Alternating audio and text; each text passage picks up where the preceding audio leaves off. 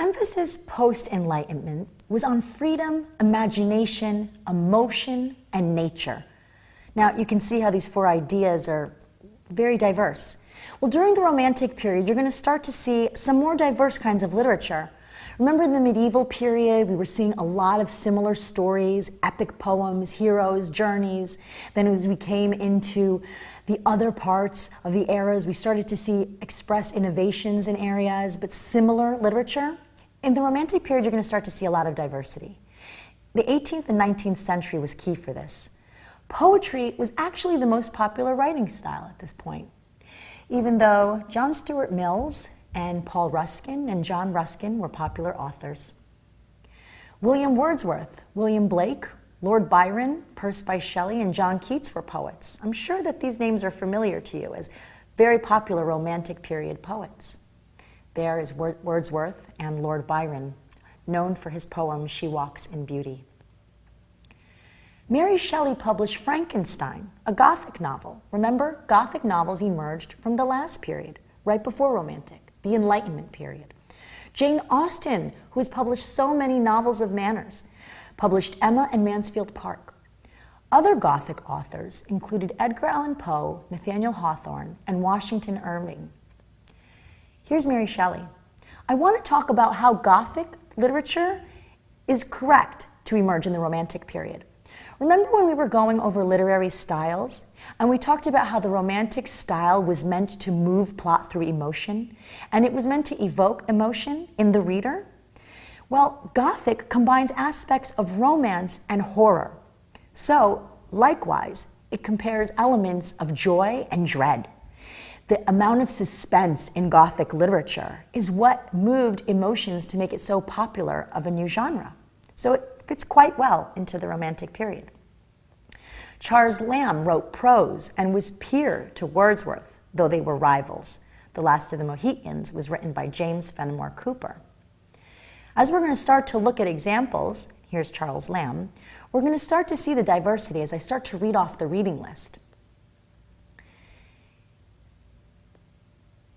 Emily Dickinson, Walt Whitman, Herman Melville, Ralph Waldo Emerson, and Henry David Thoreau were new American writers.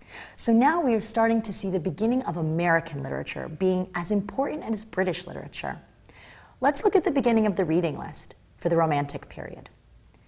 A very important book written by both William Wordsworth and Samuel Taylor Coleridge was Lyrical Ballads. You'll have to remember that this was written by two of the Romantic period poets, not just one. Songs of Innocence was written by William Blake, and he followed this with a second book called Songs of Experience, which rivaled it exactly as its contrast. Lord Byron wrote the infamous story of Don Juan, and Percy Shelley retold the Prometheus myth in Prometheus Unbound. John Keats gave us the amazingly famous poem, Ode to a Grecian Urn. You can start to see the variety of subjects here, right? Gothic, love, political. Let's continue. The Hunchback of Notre Dame and Les Mis was written by Victor Hugo. The Legend of Sleepy Hollow by Washington Irving, another Gothic novel. And I'm going to underline the Gothic novels so that you're familiar with their titles separately. The House of Seven Gables was written by Nathaniel Hawthorne, an important writer. The Raven is a poem that you might have read, and we went over it. The Fall of the House of Usher is also a Gothic novel by Edgar Allan Poe.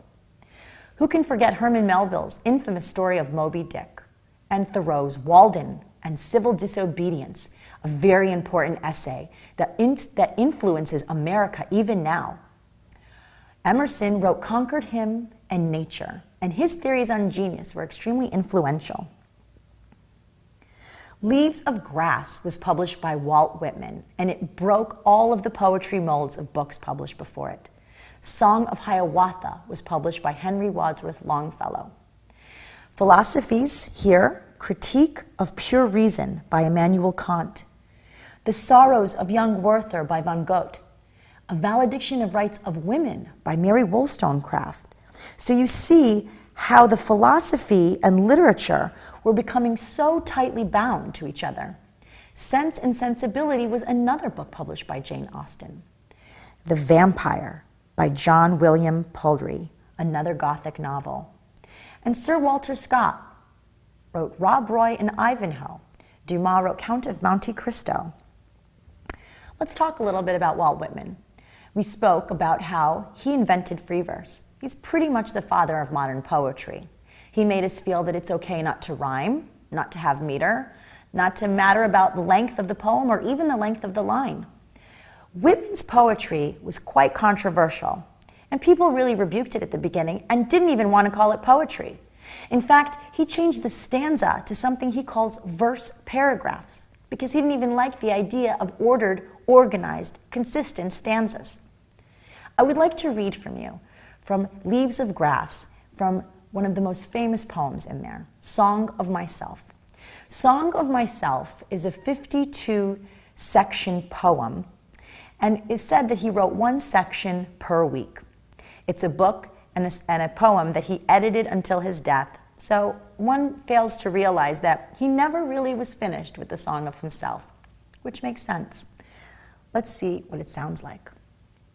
I celebrate myself, and what I assume, you shall assume, for every atom belonging to me, as good belongs to you. Stop this day and night with me, and you shall possess the origin of all poems. You shall possess the good of the earth and sun. There are millions of suns left. You shall no longer take things at second or third hand, nor look through the eyes of the dead, nor feed on the specters in books. You shall not look through my eyes either, nor take things from me. You shall listen to all sides and filter them from yourself. Do you see how engaging that is to the reader, how he addresses you, the second person you? We rarely have seen that so far in our lectures, have we? We've seen first-person narration in the form of picaresque novels. We've seen a lot of third-person narration, but we haven't seen much second-person narration. Make a note of that. At the end of the Romantic period was the Augustan period, during the 18th century. It ended very specifically in 1745 with the death of two authors, Alexander Pope and Jonathan Swift. This period exemplified satire and the novel. Also extremely important during this period was the first dictionary ever printed to actually show that we could have a consistent, consolidated book of English language. The Dictionary of English Language was published by Samuel Johnson, and melodrama emerged and continued to emerge as an important element of literature. Remember that you must study all of the questions, all of the things that I've underlined. They're probably going to be on the exam. Remember to answer the unit questions after this to see that you are getting the information correctly, that you're memorizing it, that you're able to retain it, and we're able to recall it for later use. Do the study questions as much as you can. The more you practice, and the more you write down the right answer, the more in your memory you'll remember the right answer for the exam.